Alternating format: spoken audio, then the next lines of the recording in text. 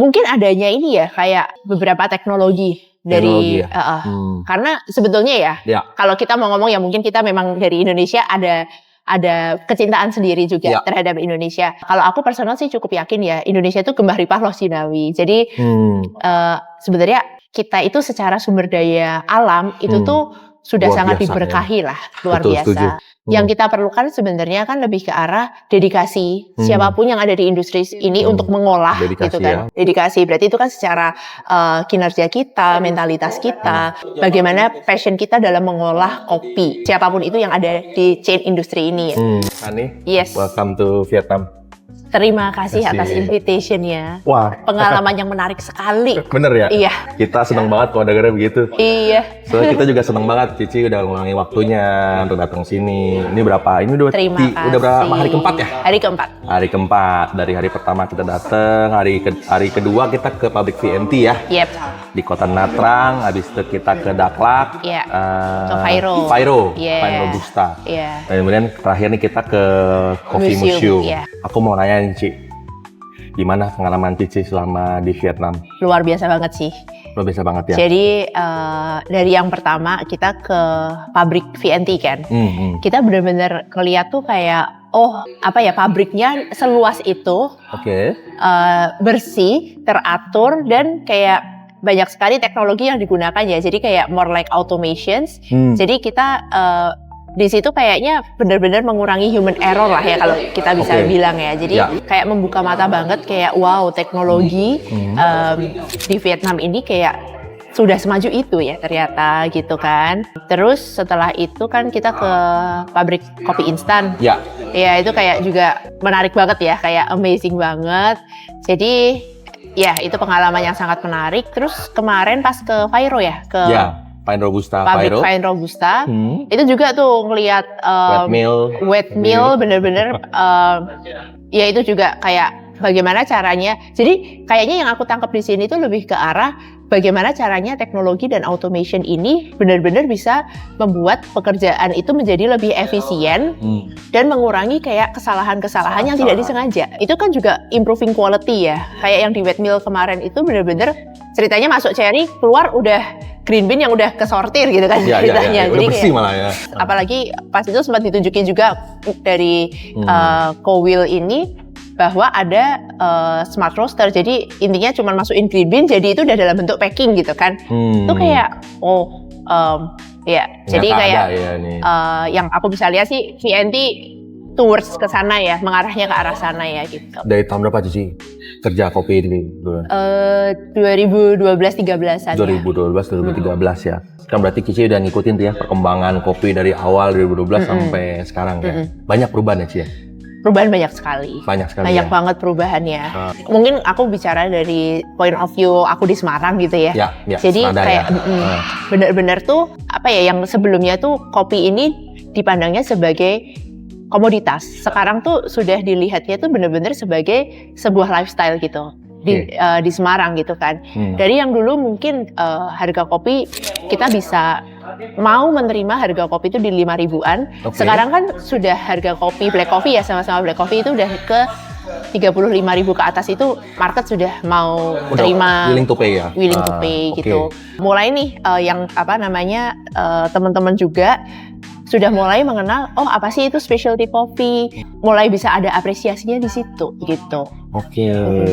Berarti sekarang udah mulai lebih banyak apresiasi ke kopinya karena dia udah become a lifestyle. Benar. Which is in a good way ya? In a good way. Terus mereka juga udah paham kan kayak, rasa tuh begini dan begitu gitu. Jadi mereka udah lebih mencari spesifik nih, maunya yang kayak gini gitu. Ya, mereka udah kayak wine ya. Jadi bisa appreciate coffee itu udah more like wine flavor, mencari flavor yang kayak gimana gitu. Dari perjalanan Cici dari 2012 sampai 2025 ini, apakah apa yang Cici lihat 3 hari di Vietnam ini teknologi itu ada yang bisa ngebantu atau bisa membuat ekspansi baru buat industri kopi ini atau bagaimana Cici? Wah pastinya, tapi ini kan kita ngomongin VNT ini bener-bener ngerjain mesinnya ini, automationnya itu bener-bener dari hulu sampai ke hilir kan. Nah tinggal kita nih ada di industri yang mana nih? sudah pasti bisa sangat terbantu dengan teknologi-teknologi yang ada gitu kan. Jadi kalau aku lihat akan ada progres-progres berikutnya nggak, sudah pasti bakal ada gitu kan. Contoh instant coffee lah. RTD, instant coffee, liquid gitu kan. Jadi itu dengan adanya proses dan teknologi yang dibawakan itu sudah pasti bisa, ceritanya kita mendekatkan kopi atau kopi specialty ke lebih banyak market gitu, lebih banyak orang gitu, lebih mendekatkan ke market gitu lah ya. Betul. Jadi kemarin tuh yang di VNT itu kita ngelihat liquid extraction. Yes. Liquid extraction, jadi kayak kita nembak espresso tapi in the bigger batch. Dan artinya kalau kita ngelakuin di mesin espresso mungkin nggak konsisten karena kan kita berkali-kali untuk dapetin itu ya dia. Ini in the big volume. Terus bahkan kita juga ngelihat instant coffee dalam bentuk powder juga ya. Betul. Kita mungkin hopefully in the 5 or 10 years kita bakal lihat specialty instant coffee. Specialty instant coffee, hopefully ya. Jadi kemana-mana tinggal bawa satu bag aja, terus habis itu tinggal tuang seduh. Kemarin kita cobain di Fire aja ya. Benar. In the sachet ya, liquid ya. Liquid di sachet. Liquid benar. Kita tuang tapi tambahin air lagi ya. Air. Jadi kayak minum tolak angin. Tapi kopi. Iya. keren. Ya, hopefully bisa ngebawa inspirasi juga ya ke Indonesia. Pastinya, menurut aku trip ini tuh sangat menginspirasi sih. Mungkin boleh tuh VNT sering-sering ngadain trip seperti ini karena membuka mata kita juga sih terhadap kayak kemajuan-kemajuan di luar Indonesia itu udah sampai semana sih. Ya. Kadang-kadang tuh kalau pabrik-pabrik gede instan itu jarang mau open the door. Karena mereka punya secretary sendiri, resep sendiri, prosesnya sendiri. Nah, untungnya sih di VNT ada Virota yang sebelahnya itu, jadi dia benar-benar open teknologi dan semuanya. Ya, hopefully bisa ngebantu lah industri ini supaya mau lebih memahami proses apa aja selain dari cuma roasting, bikin espresso, tapi ada mungkin ke depannya kita akan punya tren baru depannya ya. Dan ini semua kan kita lakuin untuk kemajuan kopi-kopi di Indonesia juga ya. Jadi dengan adanya kita masukin teknologi, dengan makin banyaknya knowledge, itu sudah pasti kan kopi-kopi yang kita hasilkan bisa progressing, bisa lebih baik, bisa sehingga kan menimbulkan apresiasi masyarakat dan market ini menjadi lebih baik juga terhadap kopi-kopi di Indonesia. Nah itu dia tuh, luar biasa. Menurut Cici nih, kan kelihatannya Vietnam lebih baik nih. Adakah sesuatu yang bisa diimprove di Indonesia supaya kayaknya kita agak ketinggalan ya kayaknya ya.